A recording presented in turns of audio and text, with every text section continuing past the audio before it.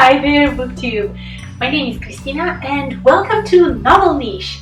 Today we are here to film a very special video, one of my wrap-up videos for 2020, because yes, it's time to look back and decide what we loved, what we hated, and I decided to share with you as a first thing something positive. So today we're here to talk about all of the books that I may define as most surprising of 2020 for me. Of course, they're not books that were necessarily released in 2020, or what I mean by being surprising is that they surprised me in a positive way. I know that surprising may be even something negative, but here I only have books that positively surprised me. So stay tuned to know some titles that I enjoyed and that I will eventually kind of suggest to you, so take it as a suggestion video too. So let me get to the very first title. I have 10 titles here, so I will try to be quite quick. The first one was The Bear and the Nightingale. I read it at the beginning of 2020 and it was a book that I ended up enjoying very, very much. It is fantasy, folklore, fairy tale-ish like book set in Russia in the years that were between the pagan past of the territory and the beginning of Christianity, Orthodox Christianity in Russia. So it is that kind of gray zone in which we have two faiths colliding, two kind of traditions colliding, and we're following our main protagonist. The first book starts with her not yet born, and then as a small child, and then getting to her teenage years, kinda. And it is set in Russia in winter, so it's a perfect winter read. It is a book that a lot of people here on BookTube loved, and a lot didn't as much. So to give you an idea, this book is very slow paced, it's character driven, and it's very fairy tale folklore like. So there isn't a great amount of change as far as character development is concerned, because they are still fairy tales. So they're kind of stereotypical in some ways, but it's still beautiful, and the writing is kind of lyrical, so it is something that you may enjoy just to relax and enjoy the experience of reading. Surely not something that will get you out of a slump or that will be fun and quirky. It's more like a read that you have to let slowly kind of brew as if you're preparing a good fine tea. So that's the first book and I really enjoyed it. I have the second one that I plan to read this year, and I hope to slowly finish the whole trilogy because it's set in Russia, it is fantasy, it talks about some of the folklorish aspects of Russian culture that I grew up with, so I'm very excited. The second one I will talk very, very briefly because I'm planning to release a video very soon talking in depth about this book as a review, and it's The Art of Mastering Soviet Cooking.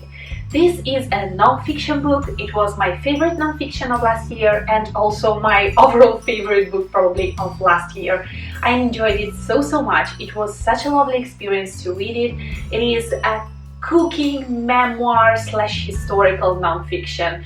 And it's just the story of this woman who writes the book, the writer, and her family tree as they live their lives throughout all of the changes that the Soviet Union undergoes through the decades, and she emigrates at a certain point with her mother and how it affected her life, what changed it, what was her perception. It was just very informative and just overall enjoyable for me because I was able to relate so much to this character, and it's not a character, to the writer, so I highly suggest you this. It's a great non-fiction. The third one was very surprising because it's not my most beloved book of all times, but it's still one that surprised me, so that's the reason why it's here. and it is The Loneliest Girl in the Universe. I have a review for this one. I will try and link it down below. A non-spoiler, I believe, review, as the majority of my reviews are. And this one was absolutely surprising because I'm not that much into sci-fi, and this was a mix of being sci-fi young adult and kind of thrillerly, which is not something that I usually read. But that one, I listened to it, and I think that as an audiobook it worked so well, because you really get into the mind of the main character, and you have this idea of isolation, of being alone in the universe, the only human who is traveling on this spaceship while she's in contact with Earth, and she doesn't know what happened on Earth at a certain point because there is a problem in communication. And it's just really, I cannot tell you much more because it will spoil the fun, but if you're for something sci-fi but not highly sci-fi and something kind of thriller-like, go for it, because I enjoyed the experience very much, surprisingly. Next is a series. I'm at the second book currently, and it's the Badgery Pleasant series. This is a book that's been around for years, ages pretty much, and it's middle grade, I believe. Yeah, it's a middle grade, in the future maybe YA, but right now middle grade mystery fantasy noir, something like that, because here we're following Badgery Pleasant, who is a skeleton, a living skeleton who can use elemental magic, and who is a detective who goes around and solves magical, mystical problems, homicides, and other horrible stuff.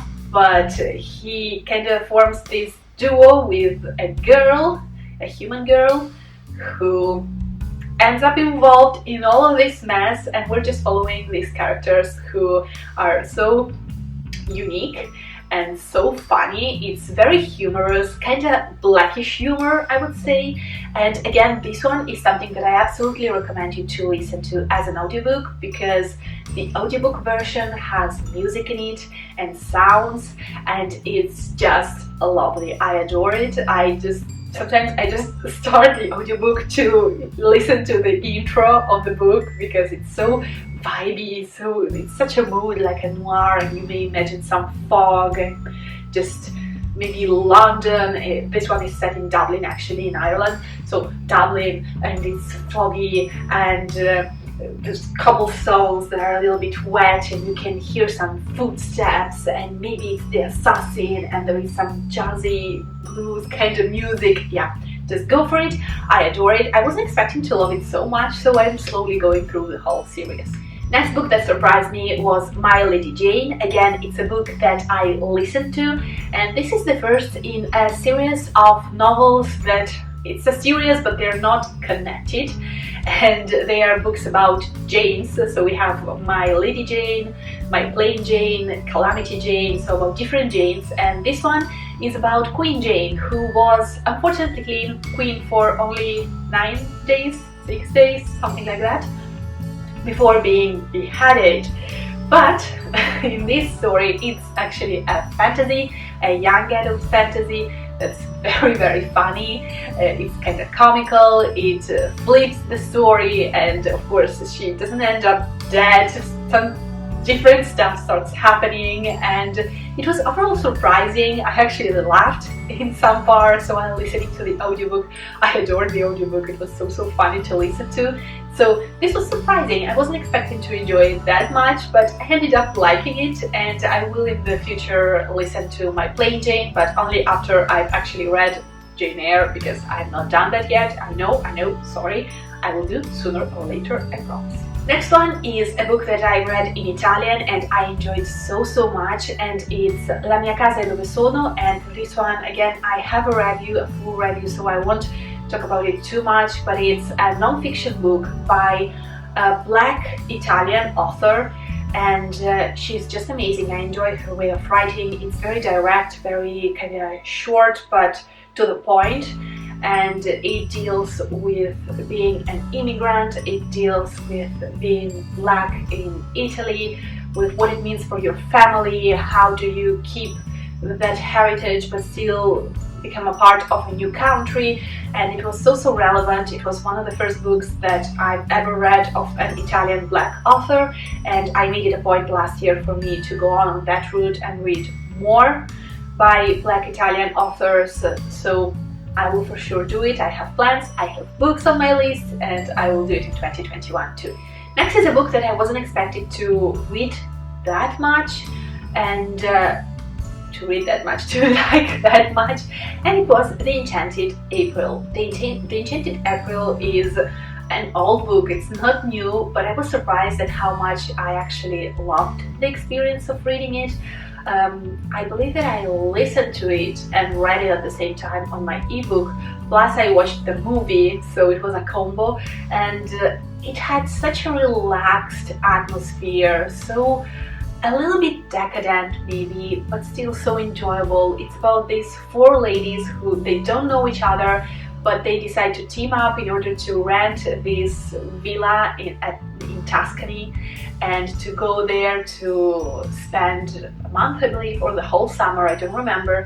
So they go down there and they start knowing each other, understanding each other, forming friendships, and just, it's lovely. Nothing extreme happens, but it's just lovely, and I enjoyed it, and I enjoyed the movie. And if you've never watched the movie or read the book, go for it, because you won't regret it. I didn't. I enjoyed the experience. Next one I loved, incredibly loved, and I don't know if I will get the title right. It's the Guernsey Literary Potato Peel Pie Society, I guess, not necessarily in that order, but something like that. It's a mouthful of a title, but this book was a gem. I listened to it as an audiobook. It was a full cast, so I adored it. I listened to it in Italian, and it is an epistolar kind of novel, so we follow this great group of people who are exchanging letters back and forth, and they are so vivid. And this book is a historical fiction, so it is set just immediately after the end of Second World War, and we're following this potato peel pie peel society on the island of Guernsey, and what happened to them during the Nazi occupation, what was going on after the war, what is the aftermath, how the community comes together, and it's so heartwarming and at times heartbreaking, but it's mostly heartwarming. So if you want to read something about the Second World War, but that's not too grim, then go for this one. It still has some heartbreaking details, but it's bearable compared to other books that are out there.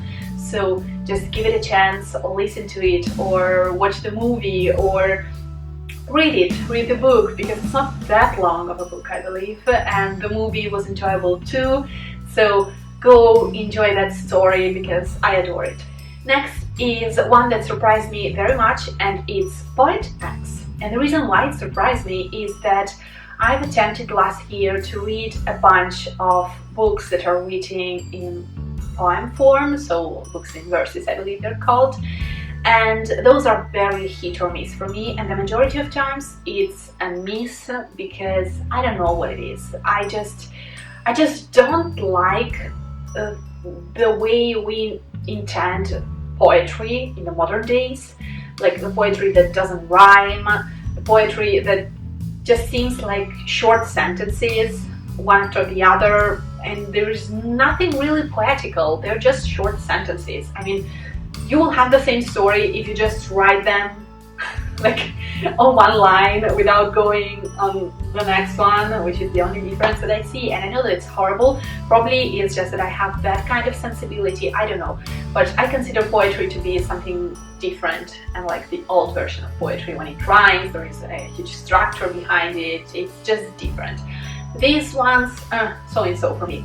But that one I actually really enjoyed, and I believe that I enjoyed this one because I was able to really create an emotional connection with the main character, who struggles so much. Here we're following a teenage girl who lives with a very religious mother, and she wants to do slam poetry. She's great at it. She tries to become her own person, but her mother tries to kind of put her in this mold, and just the way she tries to rebel and stand up for herself, I enjoyed it so much.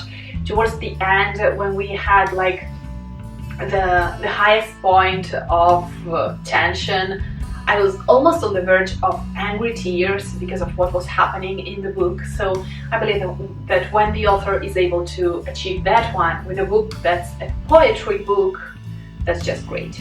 So that was something that surprised me, and so that's the only poetry kind of verse book that you have on my list here.